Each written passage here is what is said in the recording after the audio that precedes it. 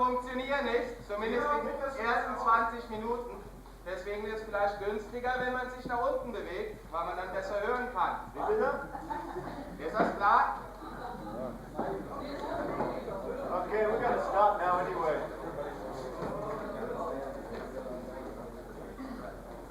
Also, ich meine, wer sich halt nicht nach unten bewegt, hört nichts, weil wir unsere kostbaren Stimmen nicht über Gebühr erheben werden. Sozusagen, ne? Also, wenn jemand was mitschicken will, muss er nach vorne kommen. Sonst funktioniert das leider nicht.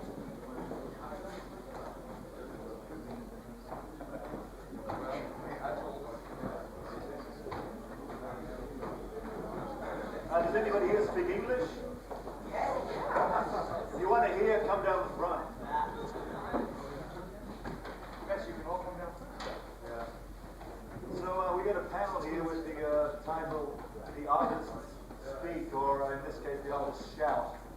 And we don't really have much of a subject to talk on, but that doesn't really matter. I think we've got enough people here who can speak. But first, we're going to let the panelists introduce themselves. I think we've got Europe,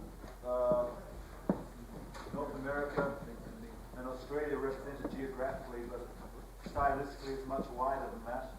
So we're going to start from the left, ask people to introduce themselves, let us know what label they're on, maybe what their last release was, maybe their inside leg measurement if they want us to tell us that.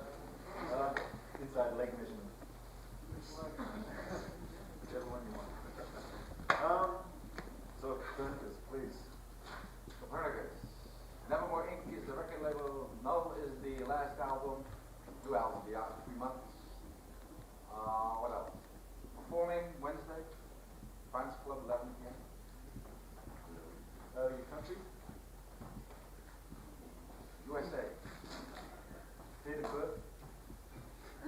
So, yeah, we're moving through it pretty quickly.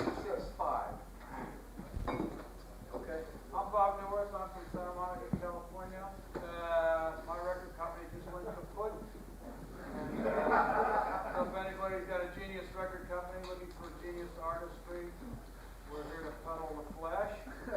Inside measurement 9.5 inches. Brag on us. And that's it. 99 monkeys.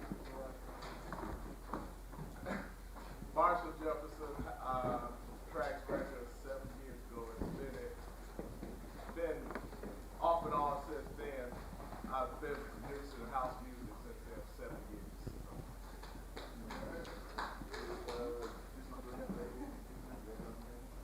I got my own label. I produced 10 City for Atlantic and East West Records now.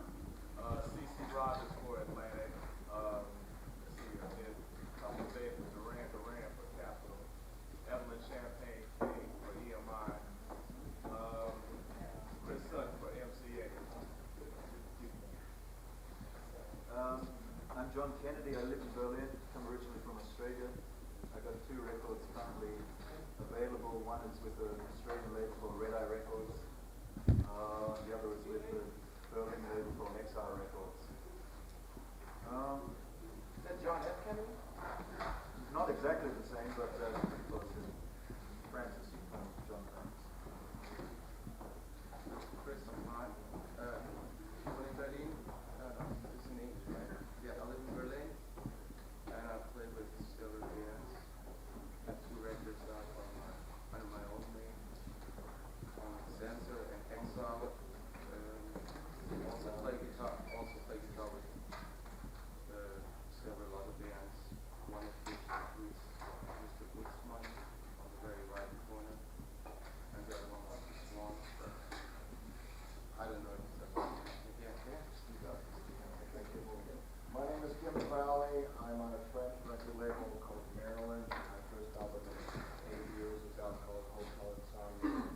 And as a songwriter, sonic youth, Nirvana, Red Cross, and Primal Scream have recorded that material in the last 6 months. My name's Sid Griffin. I had a band called The Long Riders. I have a new band called The Cold Quarters.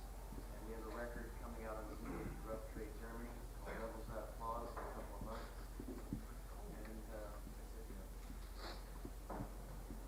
Al Gell, Gell Band Giant Sand on Enemy Records. Center here. Where are you from? Yeah? My name is Sari Kaasinen and I'm from Finland and from a band called That. I'm singing with that band. We had concert last night. And I'm wondering why I'm always only female person. And then I can also do my own little independent Finnish record label called Good Music. Yeah, and me here on the edge, I'm Butzmann from Berlin. And I'm on Sensor Records. Brought out many records on that label. Everybody knows them, nobody heard them. Well, then I play with a wonderful band with Christoph Hahn too, as he told already. The Mutual Appreciation Society. It's called the 2nd September, which is the world premiere here now. Yeah. But nobody knows that we want to get back to it. September 2nd. That's the name of the band, not the date of the band.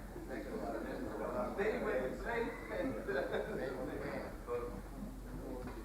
Okay, we're in the middle of a worldwide economic recession. We could all just tell you stories about how bad things are, and we're probably all going to tell you the stories anyway, about how bad it is to be an independent musician. The question I want to pose to the panel is, are all independent musicians losers? Just the wonder here. Well, if you're measuring things by money, Okay, well, we're talking about what is success, what is fame. well, if you're measuring things by money, depends on what's your measure. If you're measuring things by material things or spiritual things, that's the answer right there. If you're measuring by how much money you made, then that's the measure. If you're measuring by how much spiritual satisfaction you receive or give, that's the other measure. Is anybody financially successful here?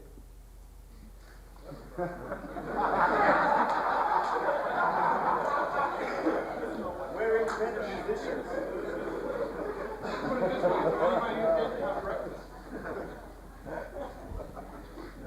Experts are living day to day. Yeah, so what do people do? Is it possible to make a living as an independent musician? Yes.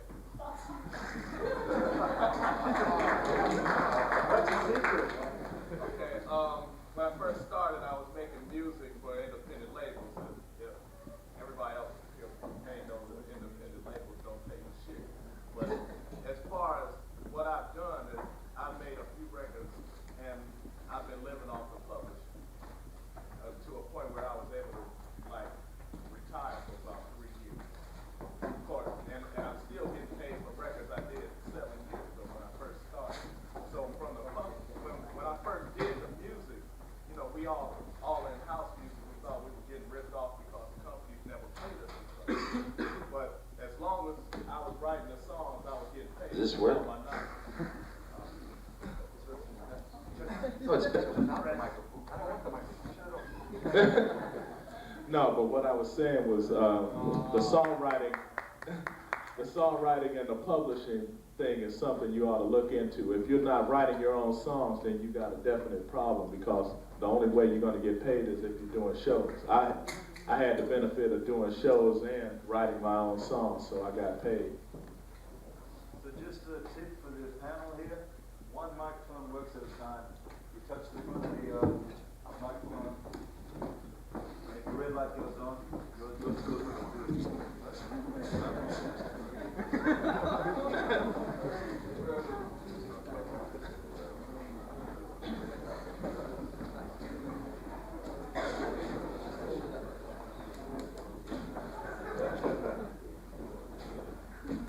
Okay, yeah, that's one of my questions, as everybody here is more or less an independent artist. Did anybody ever get paid by an independent label for recording an album or a record? Or did they get paid in time? Did they have to hassle for the money or whatever? And I have had some not so neat experiences with getting money out of other people, especially the ones who own independent labels. So maybe someone's to answer that. I can answer that. My first record that I did, it was called Move Your Body, the House Music Anthem. I had to pay the label myself to press it up on my own label. And they found out how hot the record was, and they put it out on their label. The pressing plant owned their own label. They put it out, so I paid them to put it out, and they got a worldwide hit on it. But how did you get your money? I didn't get my money from that record. They even claimed the songwriting. Coincidentally, it was my biggest hit. But I've gotten paid off everything since then. It was like a springboard. We got a new panel member. Would you like to introduce yourself briefly, who you are, what your last record was, where you're from? My name. Push the front down. Touch the front of it. I'm Alvin Crow from Austin, Texas. I play country music, western swing, rockabilly, and I've been in Austin and recording mostly on independent labels for about 20 years now. I've had 2 albums out on Polydor, and I've had 5 other ones out on independent labels. So that's kind of where I'm coming from. Alvin, you got any? Hey. You got any good experiences with independent labels that you can tell us about? Well, most of my experiences with independents have been pretty good, because I've either started up the label with someone I know or something like that. So I haven't really had too many problems with that. Yeah, good. Anybody else got anything good to say about being an I think- independent musician? I think what you're dealing with is something I dealt with from day one. There were 3 roads. If someone wants to be an artist, the 3 roads. You either starve, like Van Gogh, and cut off your ear and commit suicide. That's one road. The other road is you get a patron, like Michelangelo went and got the Medici family to pay his bills, like going to a record company. They pay your bills, and you serve them. You are porn for them. Or you can, in a wealthy country like America or Germany, make your own money. If you're smart enough to want to become an artist, to express your vision to the world, then you should be smart enough to make your own money, apart from your art. And you become independent on your own, and then your art is a pure expression of what you are. I think I've chosen a 3rd road, and it's working. The other 2 roads are very destructive. I mean, I don't like to cut off my ear. He never made any good records anyway. Who, Michelangelo? Oh, Van Gogh. No, he didn't. He made a couple good paintings, though. Didn't he do Starry, Starry Night? No, he did the Sunflower. And to have a patron, if they work, to be part of a record company. Again, what are your intentions? Are your intentions to make money? Is that the goal? To be an artist to make money? That sounds boring. No, but you know, nobody paid me, so maybe you didn't deserve to be paid. No. The way I see it, you know, the pressing company gets paid, the photographer for the cover gets paid, anybody else and his brother gets paid. But when it comes to the artists, there's a serious problem on the side of independent. Because most artists are very bad businessmen. They're very good artists. They're good at doing what they do, trying to touch truth, express truth. But most artists hate to deal with money. And they're bad business people. Copernicus, I have a question for you about, you say this is 3 roads you can take, and you've chosen the 3rd one. But how can you concentrate on your music or your art while you're out there trying to make a living? Isn't that equally as destructive as the previous 2? Maybe originally it's harder, but then it gets easier. I mean, this is not a lifetime thing. At some point it gets easier. I'm at the point a long time ago, but it's much easier where you have more time. I think that road is very good, and I don't answer to anyone. I'm free to do what I want. I don't care if the records make money. Yeah, but, I'm free to express what I see. That's all I care about. Maybe people want to know how you started the business, and so you're saying start as a successful businessman, and then you can follow your art. I believe that, yeah. Well, that's something I think I did. Well, most people start as artists, and then they have to face the problem of selling their art. One of the most horrible things, I think, is to try to make money through your art. I hate that. Art and money do not go together. I don't believe you can do it either. Really, the way I feel is, the way I've always done it, you don't really have to have a mega hit to make money in the business. The way I've done it is I make music that I want to listen to at home myself. I don't really care about what's out there. But it's worked for me because everything I do has a base amount of sales, really. And, you know, I make money that way. So the focus is not money. It's like making the best music that, you know, that I can possibly make, that I want to listen to myself. On the way. That's secondary. If you don't think of it and your business is set up, then, you know, I've always had other people handling business for me. Now, the first few ripped me off, but in the long run, I don't have to worry about money.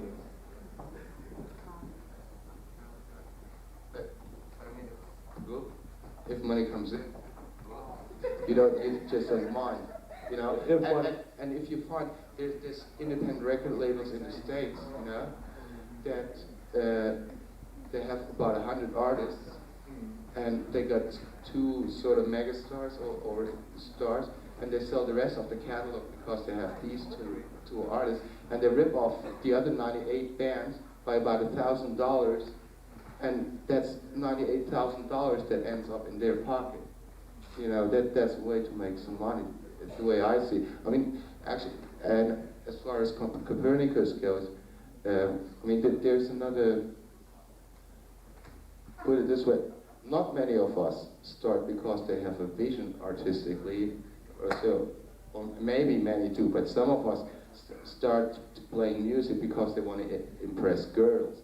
You know, I mean, the guys with the guitars get the girls, and when you're too shy to talk to girls, what you do when you're 16 is you pick up the guitar, and then at some point you get stuck with that, and you didn't do anything else. So, and somebody's making money off what you're doing. And how come these people get away and we don't? I think there's 2 conversations going on here, really. What happened to the moderator? John F. Kennedy. Are you the moderator? Take control of your situation. Well, there are two conversations here. One is, what is your original, well, let's say his original intention was to impress girls. My original intention was to express truth, the truth of my vision. That was my intention. And I don't want anything to get in the way of that. It's actually absolutely the same thing. I mean, if you want to impress girls, that's it. You can't impress them with anything else but the truth. I agree. That's right. I agree with that. We've been hearing some comments from people from America. I'm kind of interested in hearing something from people from Europe. I want to know whether the Americans see Europe as any kind of inspiration or influence, or whether it's just a marketplace. It's working. Why are you shutting it off? Whether the Americans just come here to tour and sell records, which nothing wrong with that, but I want to know if the Europeans get anything from America other than inspiration. We've got a couple of Europeans down the end here. About European, North American relationships. Inspiration from America. Expand on that a little bit. Korean inspiration. Of course, we all look TV and see these guys like running with their big cars and so on. That's sometimes inspiration. But not for the music, especially. Well, I think what he thinks for certain roads.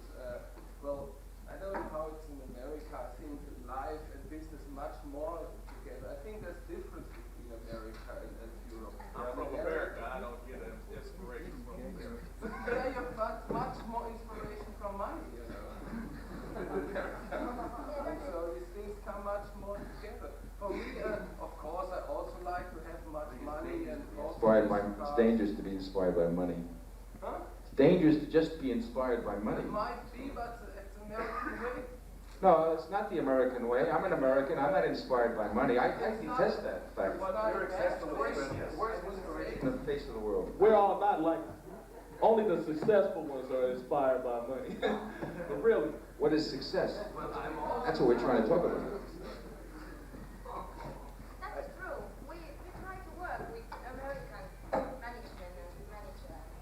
First thing he said for us was that, have you ever thought money? And I thought that's the wrong way for us to do music, because we have been playing our music 10 years. And we have a lot. And we have had very many gigs and shows all the time. And when we tried to work with him, first book was that music business. Morning, everyone. I had to rent. Sorry, I spoke up.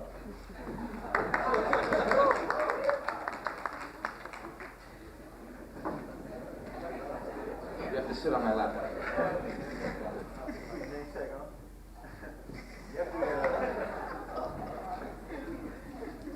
But have you ever toured America? You've got any records releases in America? Are you doing any business in America? I'm asking you questions about both inspiration, artistic inspiration, and making a living. These things are just coming for us now, about trying to learn, because now our next record, our next album will be released in America. And that's why we have to read these music business books now very well and have to find some management and people to work with. But that's so strange work for us, because the music we do, it's not business music, that kind of music for business and money. That's the music people have been playing and singing thousands of years. Yeah. Well, sorry, if you want to go to America, you better get ready to sell it. Yeah, that's true, but I'm very happy. I don't have to do that myself. We can have some management and take care of it.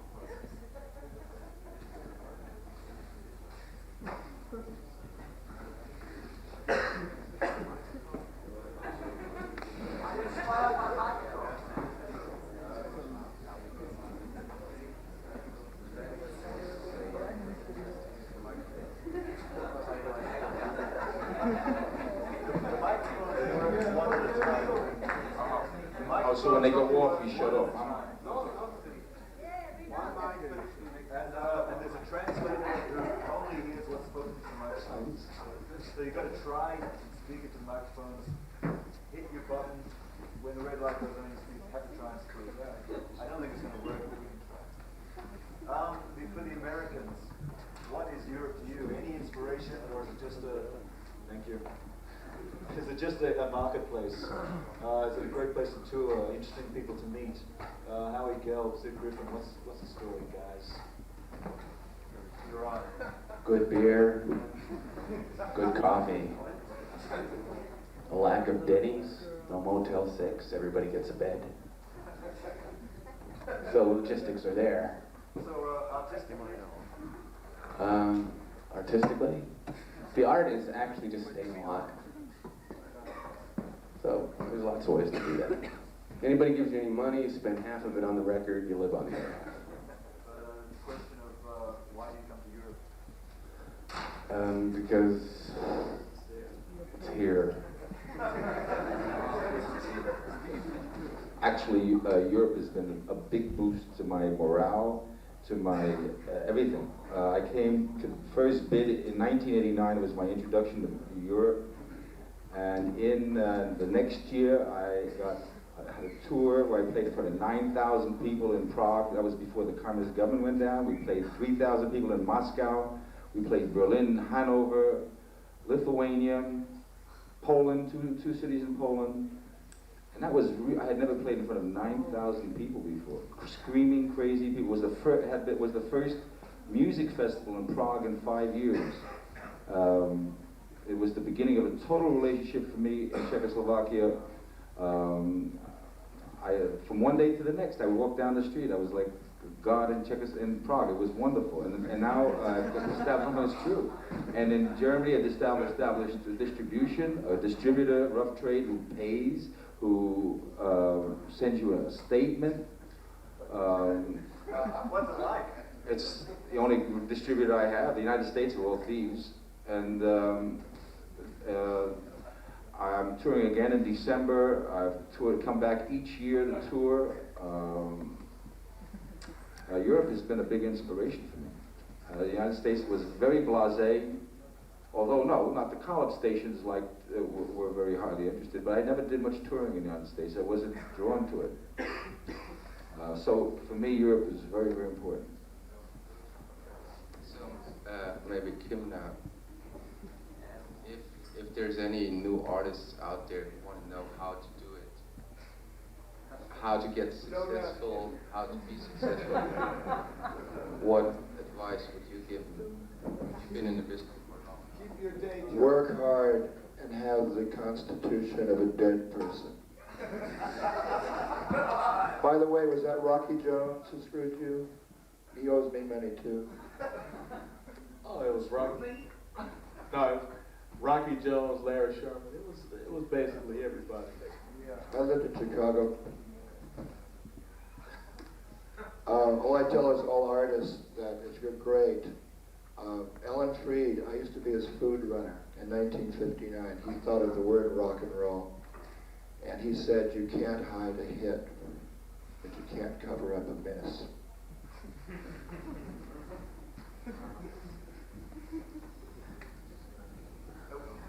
We got a new panelist, latecomer, just got out of bed. We asked everybody to introduce themselves at the beginning of the show. So would you like to do the same? Hello, my name's Chris Wilson. Used to be in the Flaming Groovies. I'm now an artiste on my own. A pissed artiste. It's very lovely to be here. If anyone has any questions, see me later.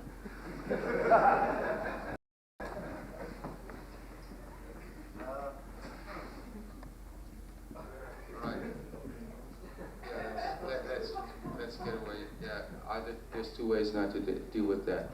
Are there any questions from the audience, or should we get this thing away from the economic? Yeah, there's a question. Al, please. In the independent sector, there's a lot of kind of ideology about independent labels being more artist-oriented than the majors. And sometimes that may be true, and sometimes I think it's a bit of a myth. You're from a major label, are you? No. But I do think the ideology of independence is always lived up to by independents. And I'm wondering from the artist's point of view, how you see independent labels as a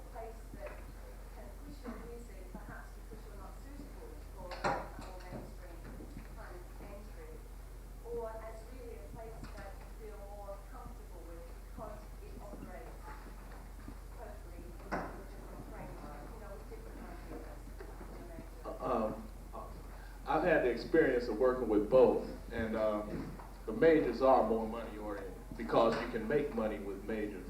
As far as independent labels go, they always tell you the art is most important because that's the edge that they have over the majors, and they're not going to pay you anything. So the major, the majors say, let's make money. We want radio airplay. We want this. The independents, make the music that you enjoy. Make, the art is most important. Forget the money, because they're going to make all the money.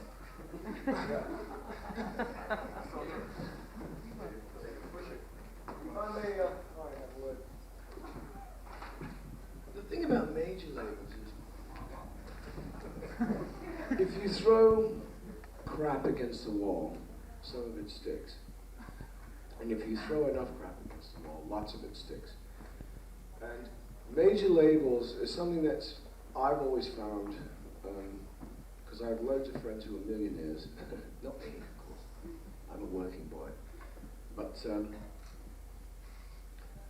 record companies can make hit records out of the most horrible, unbelievable dross that's ever been. Well, we all see it every day, every week in the charts. You see what comes up in the top 10. And that's not anything to do with talent or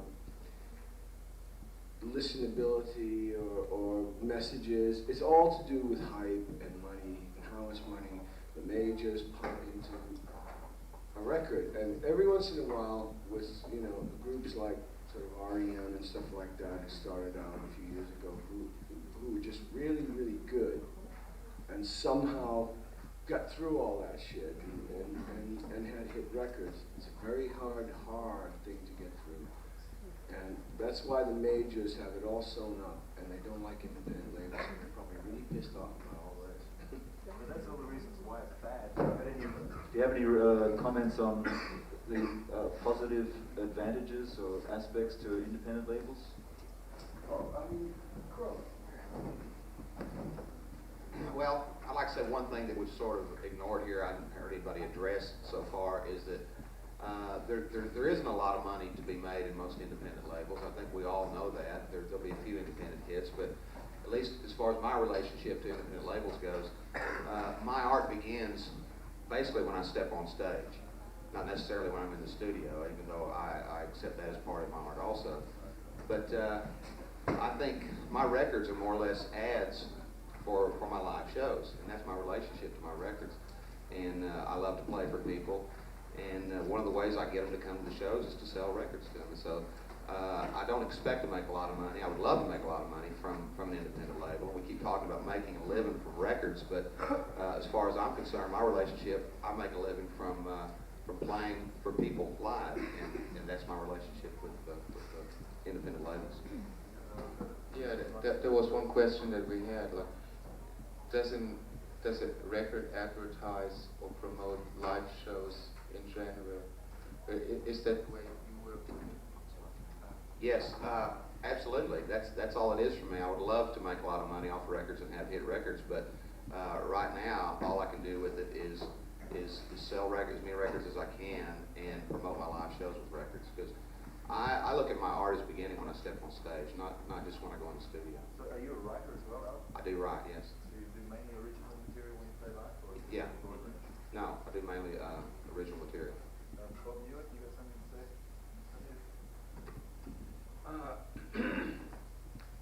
First of all, I think that art is not the spiritual side of business, a painter said that named Henri Matisse.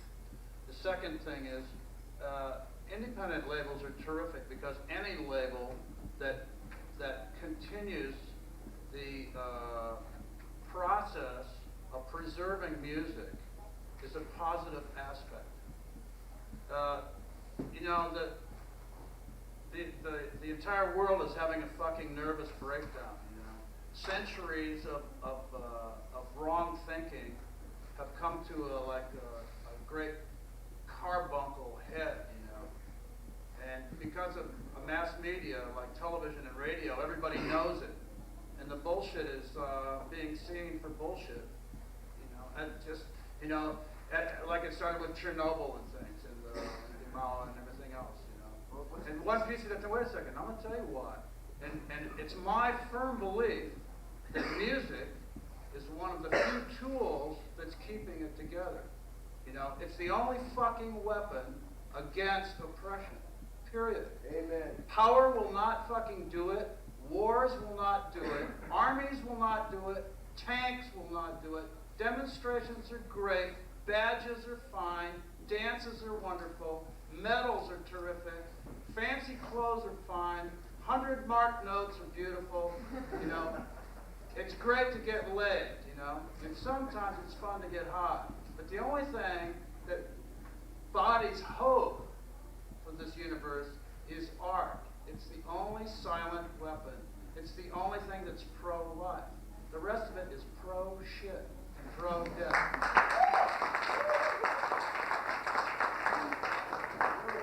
And it's always been that way for the entire history of man from day one. This is nothing new here. 100 years ago, 1,000 years ago, 3,000 years ago, it was the same thing. At one time, religion was the great artists were the priests. Their fantasies created all these religions, and they held things together. We got any pro-shit comments from this end of the panel? No one's going to leap to the defense of money, power, greed? No, but the majors do have it sewn up in the states where you need anywhere from $100,000 to $200,000 to get radio airplay. That's a fact. That's the only way you're going to get it, and they squeezed out the independents that way. It's the only way. You know, you have to spend this amount of money to get radio airplay. The independents. Can you explain that, please, about this 200,000? I'd like to understand, know that. How do I get airplay through spending $200,000? You're going to explain that. It's more than it actually comes to more than $200,000. It's a lot of things like free record giveaways and things like that. But for the most part, the independent promotion, the radio stations, they have program directors now instead of independent DJs. What that means is you go to one program director and he programs the entire station. He tells every single DJ what to play. So what you do is you have an independent promoter in each area. What happens is you have networks of promoters that hit all these radio program directors. You have to pay those people, and they charge you by the station. So, you know, $2,000 somewhere high. In the United States, this is illegal, right? Illegal. Oh, it's paid. Oh, it's not illegal. Oh, it is illegal. It's illegal. Thing is, it makes payola that much easier because there's only one guy at the top that you have to pay instead of all. Right. See, you're not paying the radio stations. You're paying a guy to promote your record. Okay, what you're doing is you're paying. Say I'm a guy. I can get your record played on the radio. All you have to do is pay me $100,000. $100,000. Okay, I'll go to the radio station and I'll get your record played. And you what? And I'll get your record played. What will you do when you go to these record stations? You're going to give people money, of course. Oh, you're going to do something illegal. You're going to give them drugs, sex, or whatever you have. Whatever they want, but yeah, you know, it's illegal. That is illegal. That is, but well, this is where the independent companies should be suing. Independent record companies should be taking people into court, up to the Supreme Court. Well, no, this is the reason why independent records are not getting played. They are robbing and cheating. Let's say, I don't know about Germany, the American people of all of its artists. They are, through small amounts of money, cheating the American public of their true artists and having these pigs taking over the entire airwaves. And that should be taken into the Supreme Court, should be taken into court, people should be sued. If you can prove that, can you prove it? Let's get rich. Let's prove it. Let's sue these people. They're cheating me. You want to sue I the can't even hear myself on the radio. You can't sue the majors, they got too much money. This is the history of the world. The big fish eat the little fish. This is the way it's been since day one. But it's illegal. I mean, taking any, Illegality is power. When something is illegal, it's powerful. You have the entire U.S. Army on your side when it's illegal. Taking the land from the Red Indians was illegal in a way too. So and nobody gave a shit. And they didn't have the U.S. Army on yeah, but that was done by Europeans. I mean, but you know, what Put Indian, yes, sir.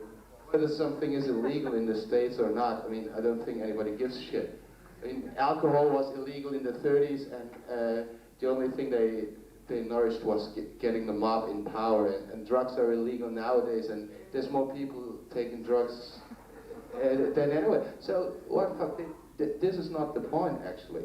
No, if I can prove that a radio station is accepting money from this guy to play Not this guy, man. Not this guy, not me. this guy with the sunglasses, he looks like a gangster. Right? He hasn't got $200,000, man. I will sue. I wish you would.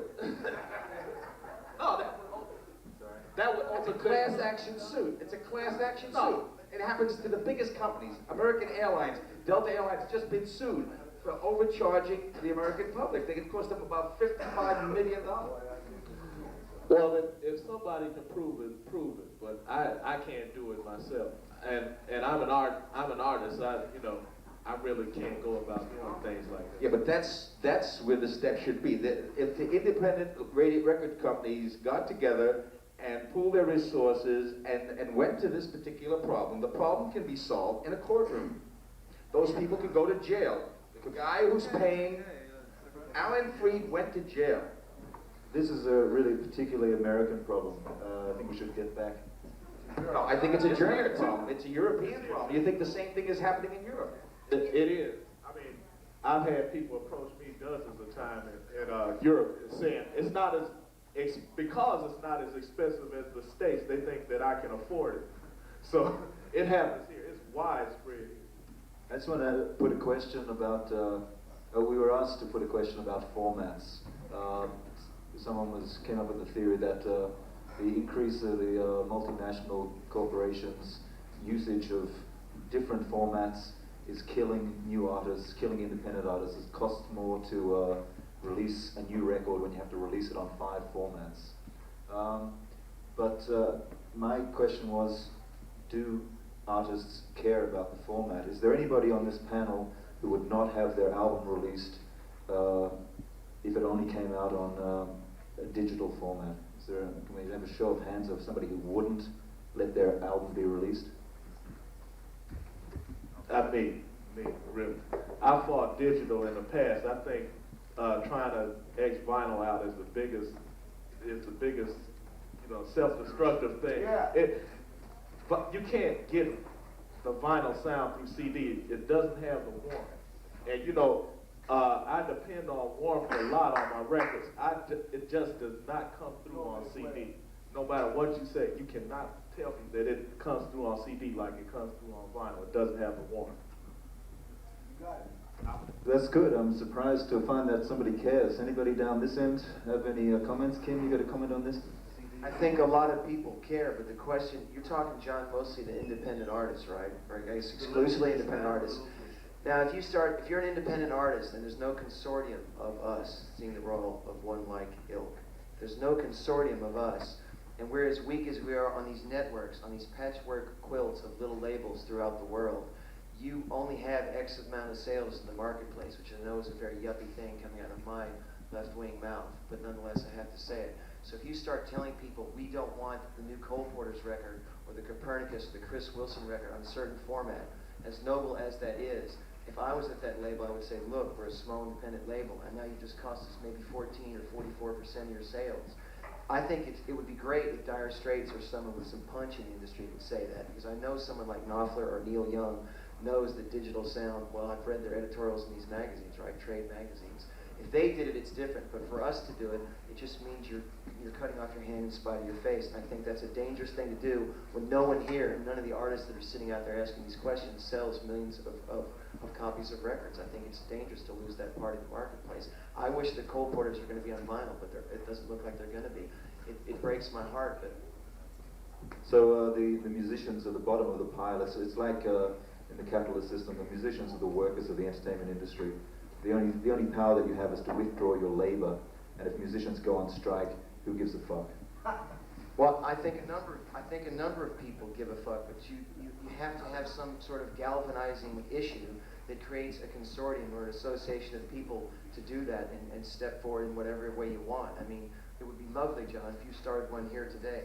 But I don't know that we can do that because there's so many of us and we're so small, it's very hard to get together. And I would also say, not to sort of throw the problem aside, we're not only different cultures, we're different languages. And I have a hard time getting a vegetarian meal in Germany, much less getting across a fairly serious point. Not to just say the problem can't be solved. I hope and pray that it can, but it is something really to think about. The Cole Porter's new record in Spain will only be on vinyl. In Germany, it's only going to be on CD. Now I'm told in Britain, it's not going to have any cassette. It's going to be, what is it? Is it DCC? Are those the right initials? You know, I don't know what to say about all this stuff. I don't even have some of this hardware. I'm really out of it, but I wish there was some way we could get together and say, we're going to have vinyl, we're going to have this, we're going to have that. Or at least jewel cases that didn't break the first time you dropped them on the floor. Freedom, you got anything to add to that? Any preferences? Well, for me, it really doesn't matter how it comes out on CD or on vinyl, but for me it's special. I just want to say to the beginning about some things we're talking about. First, I want to say about the American thing again. I think the third way you told is the good way to separate art and money. That's what I wanted first to say. And if you don't think all the time how I do, and that's also an answer to the format, for always not thinking about how can I sell my records, then you can make your records much better, because you always can make the records you feel like to do, you have to do. And so then you also don't care so much about the format anymore, because that's another discussion, because that's a discussion about businessmen, whether it's from the society, whether it's good to put always new formats on the market, everybody has to pay. It's not a question of music, what music is on it. It's not the technical question. I swear that there's no difference between the sounds on vinyl and on CD. I'm very... Sure. Yeah, I know that everybody says the opposite here. And sorry. I do. So I try to do the music, and I try to put this music in the world, and then I see what happens with it. I'm really out of that. I do my business then and try to live a little bit from the business and from other businesses, and then the music goes on, and it goes around the world or anywhere, or it stays in anywhere. And so all these questions about format and how can I come into the music station, how much do I have to pay?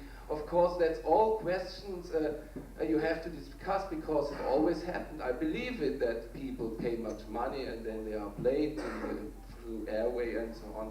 But I think that's not the question of a musician. Maybe that all sounds very idealistic, of course, but on the other side, if I would like to make money, I wouldn't be a musician.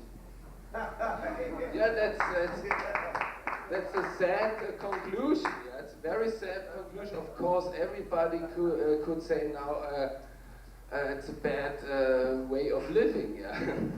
No, but there comes a point where I think that the art should pay back in money. I think that's part of the process, but it's not the driving force. But my 4 albums, I think it cost $250,000. That's a lot of money. And I work hard to make money. And I think it's fair that the people have really enjoyed my records, but they haven't bought them that much to the extent that where it's a loss. But of course, I'm paid. But that's what I also wanted to say, because I must say, from my records, I brought out, I think, 4 or 5 records. I didn't see from my company not one single mark ever from these records.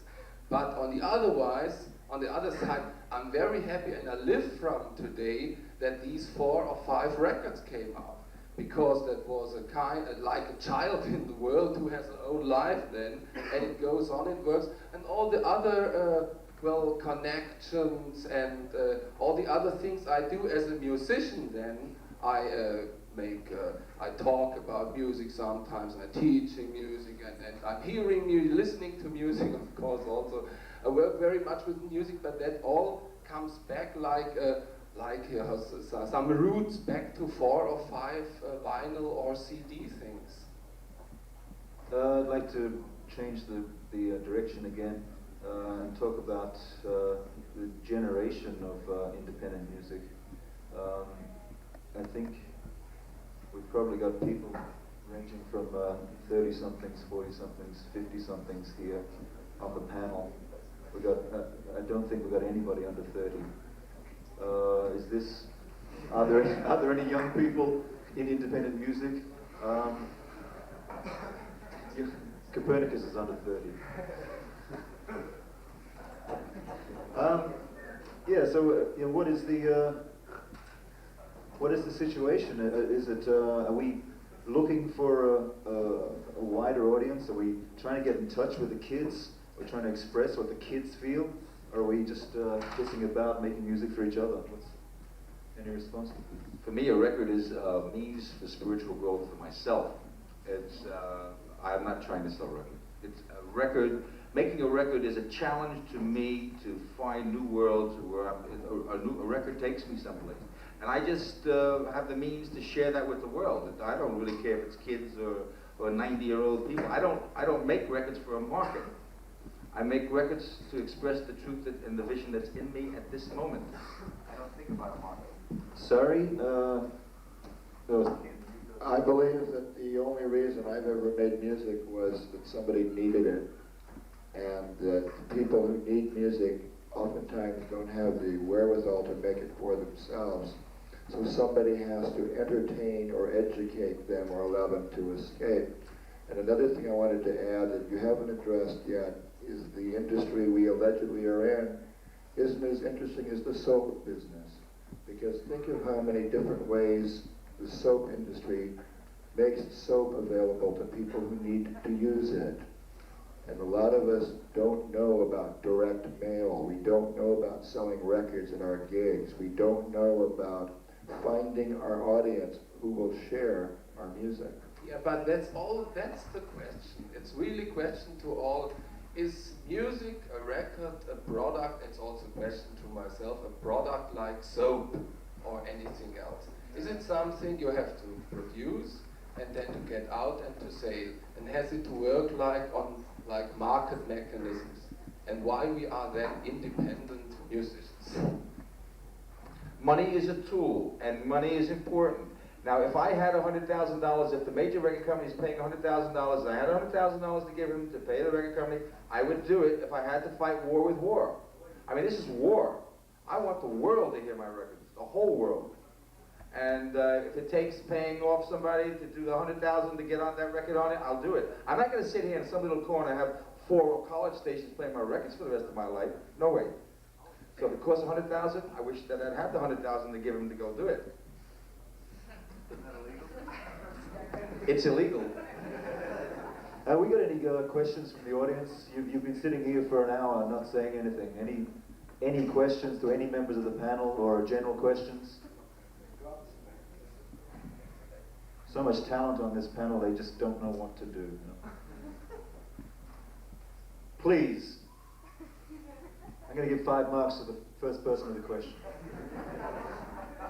10 marks. It's illegal, yeah. Right here, 15. I'll give you 15.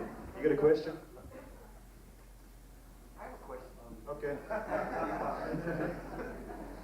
Where's my 15 marks, yeah? I don't quite understand if this panel is supposed to be about art, about money, about product, or about direction, or about why independent labels want to become major labels, or what the deal is. We're wasting time, don't you get it? I get it.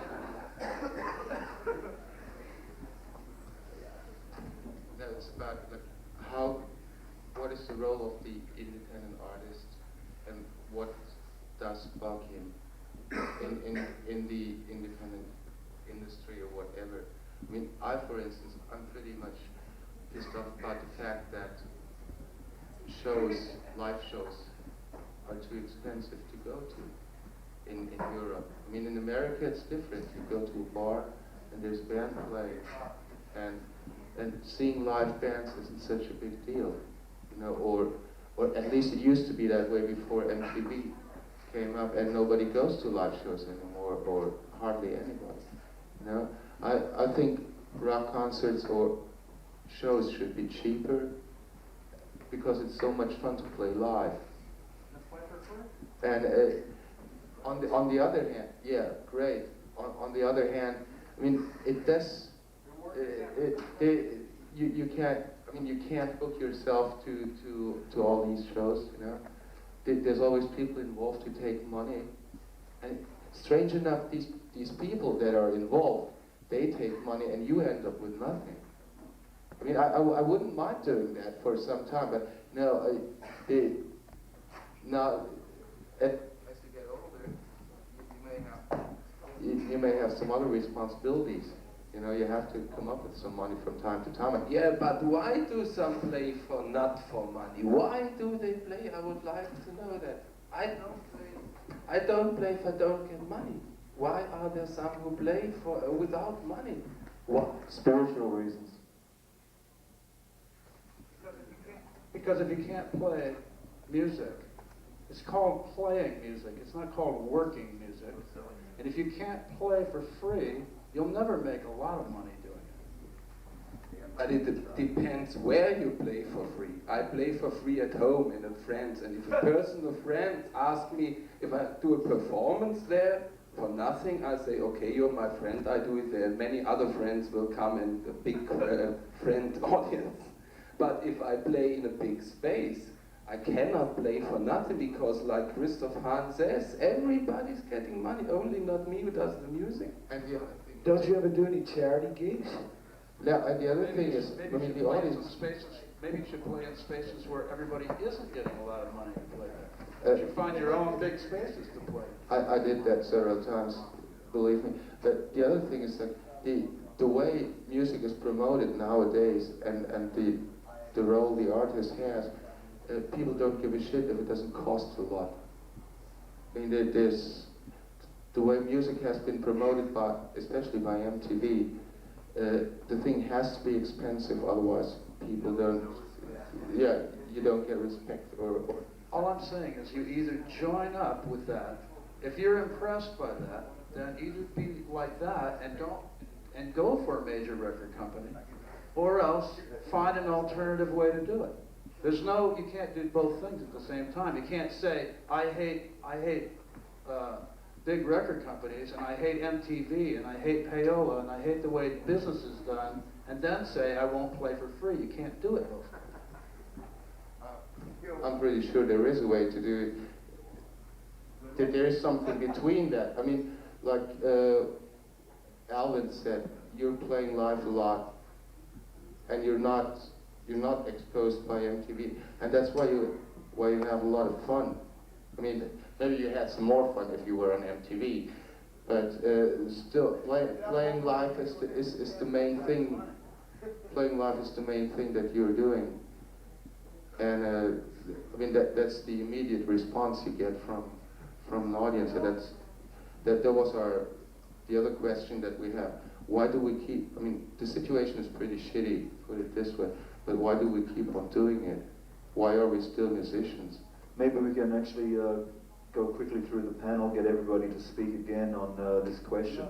If we've heard a couple of people defending the art of being an independent musician.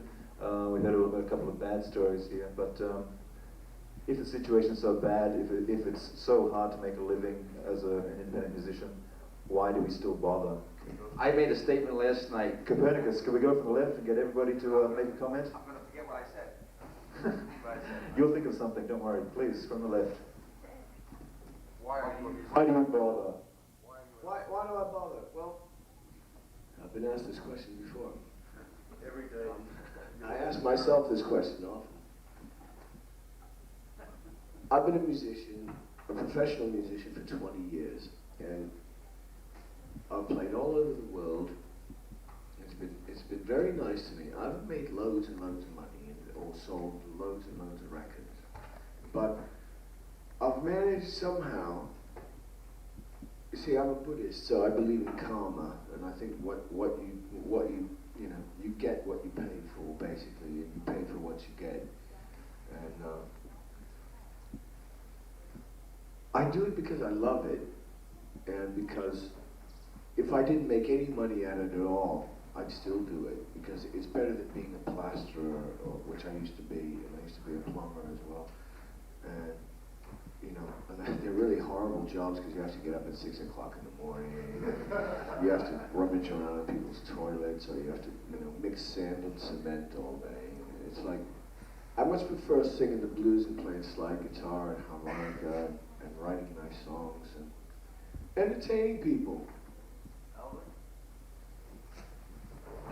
Well, I feel pretty much the same way. I do what I do because I love what I do. If I didn't get paid anything, I would still do it. But as far as addressing this question of should you play for free or do you play for free or why? Let's just go Okay. panel. Okay. Well, just because I love it, that's it.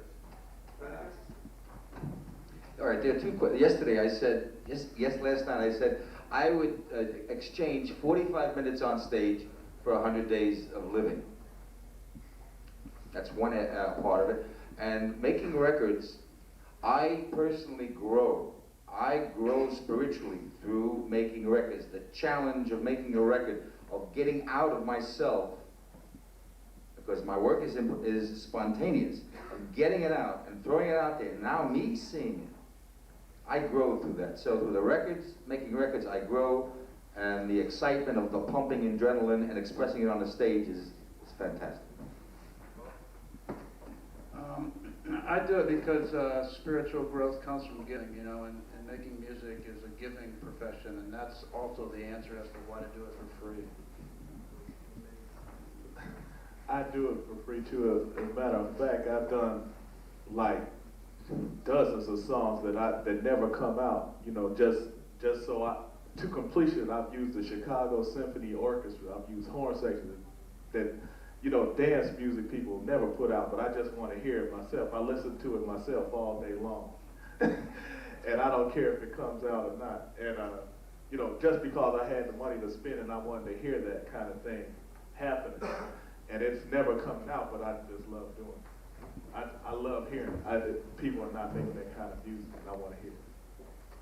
That's a pretty fundamental reason that you want to make music that you want to hear. That seems to be a starting point for a lot of people.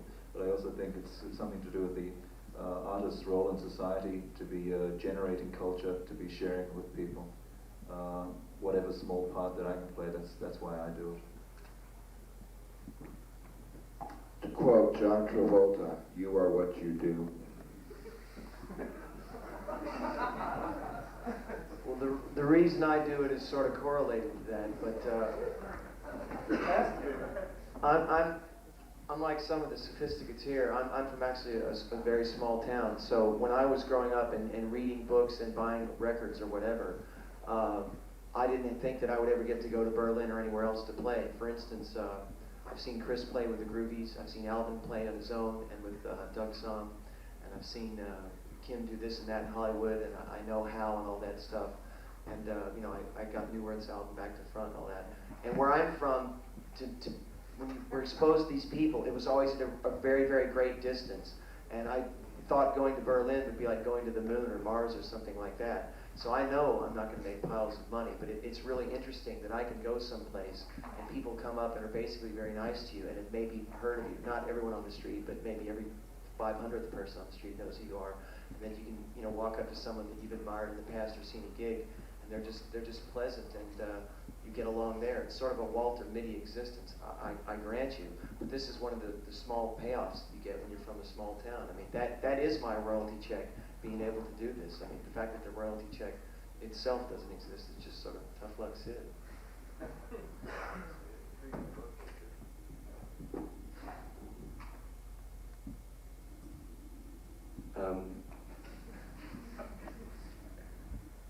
too much talk about all of this, about what you can't really explain what you do, why you do it. If you see somebody play for 15 minutes, you'll know why they play. So, and you'll know why you play.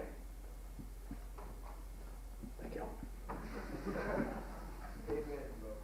I think it's so easy to say that that's why I'm doing that, because I love that. I'm wondering how many of us would do that without money. But I'm wondering that whole situation and the whole discussion, everybody say that we love that, but why we are independent if we are thinking all the time money? That's, I'm wondering. I have gone all the time at the same situation, at the same thing. I have grown up in that kind of tradition, which we didn't know so much about money. And I have grown up to that, my tradition and to my way to do music. And the money was not the main point, and it's not the main point today. I don't know anything about big money, and because everybody are speaking about these hits. They are not important for us, that you should have that one hit and you should have so much money as possible. And it's disgusting, because we have been working with that in 10 years, and I have been singing and doing that job, I call that job, whole my life. And I have grown up to do these things without money, and if somebody needed children and youngsters to sing in our home village, I was there first to do that. And there was no need to ask what I get from that if I sing one song. And I think that if you are good enough, then you deserve it. You earn the money, and then the money comes with. Because we have been working 10 years now with Värpinä as a Värpinä band, and 2 years now as a professional band. And this 2 years or 1 year, I have got my money from that band. And I'm my way to think is so different like your others.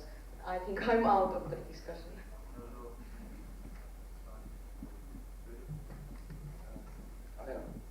Well, if there's one justice, one right person in the audience, I bring my performance. Because I couldn't say that I have something really to bring over or to say.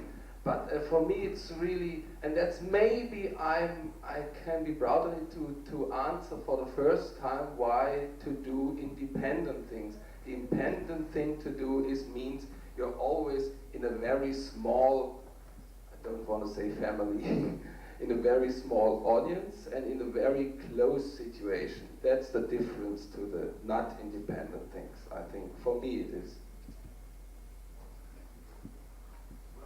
Okay, we go back to the audience. We've got people opening their hearts to you here. You've got any questions? Hey! You get 15 marks after the show. A bit louder, please. What you told me was you're all independent, are you? An independent musician means somebody who's not on a major label. We're all independent artists. But what independent labels do is mainstream. Sometimes. Not necessarily. Madonna on stage is not mainstream. She's screwing a crucifix. She's masturbating. She's whatever. That's not. Is that main? Madonna is wild on stage. I think she's farther out than I am on stage. I mean, I'm farther out maybe verbally. She's fucking a crucifix. I mean. Is this answering your question, or you restate it? What is it? Let's hear it again. The question is, what is the question? What is the question? I think independent labels are really that bring out independent bands because they're doing it for success, for money. That's what I mean. I think it's. You mean that independent bands are running after the major labels? Or independent labels. Yeah, I still don't get the question. Independent started by enthusiasts, but then by economic reality, they're forced to try and sell records. Independent labels are in the business of selling music. Hopefully they're in the business of selling music that they like. So it's not the labels you want to talk about?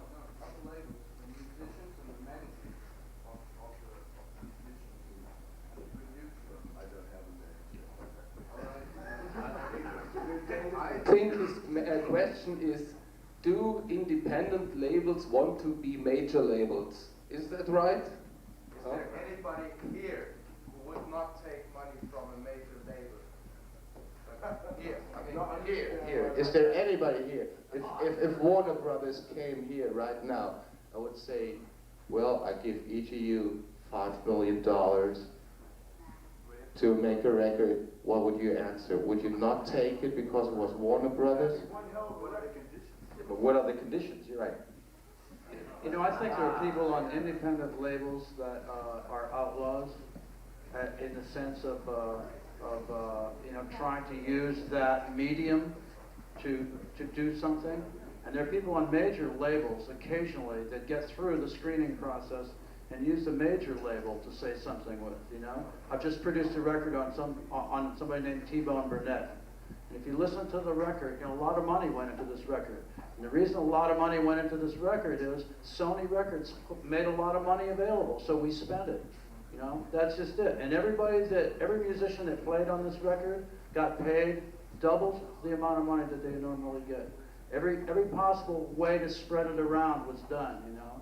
We used a major label to spread money around among people, and also at the same time to say something that, you know, is available now in the record stores simply because it's on Sony Records, you know, not because it's on, you know, Gold Castle Records, which is kaput. You know, now there are people on there are people on this panel that use their record label to say things that are very, I don't want anybody to take this politically, but to take it, that are very subversive artistically. You know, because until the status quo, you know, is cracked open, everything is going to stay stagnant and boring like this. It's just going to stay like, that's what when I use the word shit, that's what I meant by it. It's just like a pond where the water doesn't move, you know? And that's the way it's been for 12, 15 years now. And until it changes, you're not going to get fresh air. You're not going to get fresh music. It's going to just, people are just going to chase money. And the thing is, there is no money, and the 80s are finished.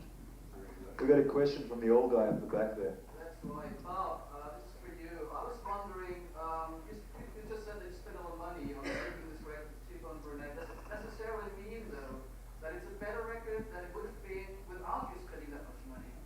No, I don't think it means that it's a better record. I think it means that we had more freedom. We could hire more musicians. And in the case of T-Bone Burnett, he's a perfectionist, so he was able to indulge his neuroses to an extent that maybe a smaller label wouldn't have let him do. You know, I've also made records for $1,500, and I would put the sound of that record up against this record anytime.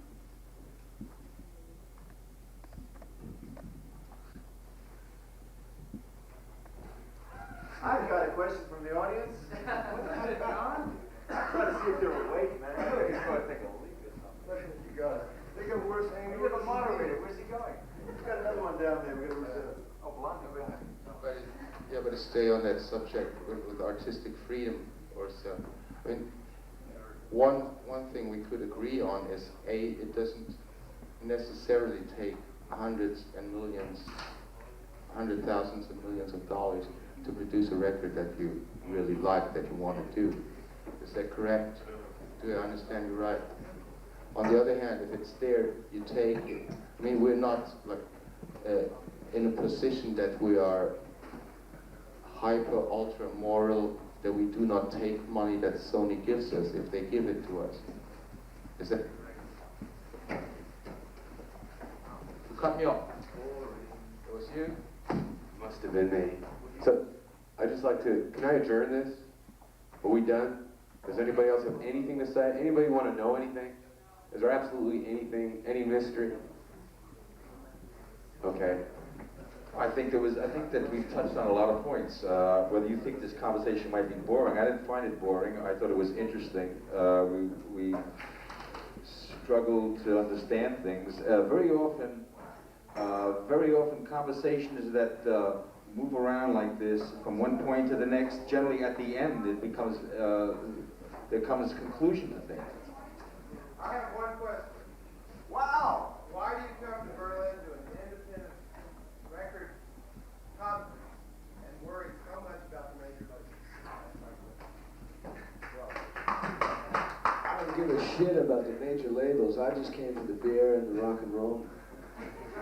I don't think that anybody here said that they were worrying about major labels. I don't think we were even talking about that all through this conversation. I had 17 years of major labels. I'm here at 5.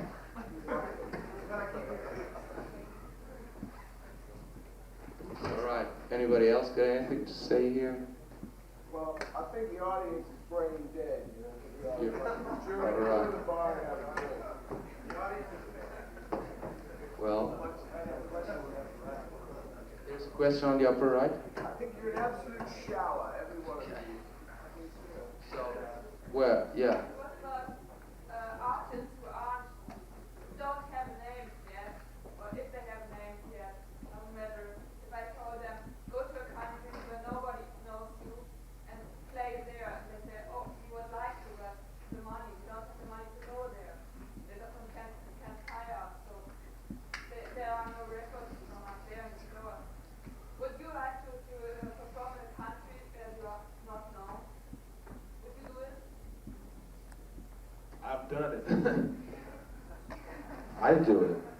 It's better. Sometimes it's better because a prophet is not known in his own country. Sometimes you go to a different country and they love you, they embrace you for being different. And it feeds you. I found it very good. Europe has been very good to me. But you need the money first, get the car, get the stuff there. Money is a part of art. Art has always been expensive from day one. Somebody's going to pay. I mean, you also need a car or money to go from Schlesisches Tor to Rulien, you know, and it's just more money or less money that you need, and it depends on how much you want it. If you're willing to spend that money, then you do it. And if you want it really bad, you do it.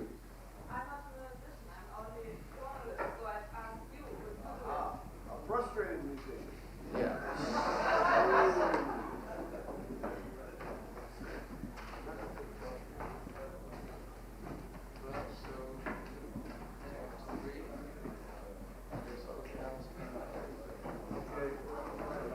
The panel is rapidly coming to a standstill, taking toilet breaks, but we're not finished yet, hopefully. Are there any more questions from the audience? Please, speak up. You're not speaking loud enough, Chris. Any questions, please? I hope some of you are magical enough to last long enough to change the world. Beautiful sentiment. Let's see if it works out. Any other final comments from the panelists? Chris, you want to say something down there? Final No, comment? I mean, I'm just really surprised that all these people come and manage to make the effort to come here this afternoon. And I mean, they can't have just come to look at, you know, sort of 50 pretty faces. I mean, like, why are you guys...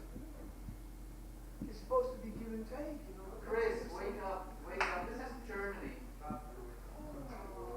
No, if this is Tuesday, it must be Belgium. No, hey, look, I haven't been in Berlin for about 7 or 8 years, and it's really changed a lot. But at the same time, I think the public in Germany, from what I saw last night, are still people who love to rock and roll, like every country in Europe. And basically what we're trying to say here, The Artist Speaks is the name of the title of the panel, so we're doing it. Yeah. This is what we're saying. So, you know, like, here we are, all independent boys, lads, girls, you know, from all over the world, all come to this incredible convention. And we're all, you know, anyway, the basic thing is the music. And the trouble is like, the public, people actually come to the gigs, should be here this afternoon to hear this, instead of a bunch of like jaded journalists and, you know, groupies and hangers-on and, you know, whoever you are. You know. Are you going to sit there and take that? The great unwashed masses, whoever you are. You know, like, come on, man. Like, yeah. We got any of the comments from the panel down here? Any final comments that you want to make? You know, tell them to fuck off, but... Fuck off. Say something. No, I'm Any- trying to get something out of that. Yeah. We have a question there? No question there. Have a question here? Okay. I think that's it. We've talked ourselves to a standstill. Thank you very much.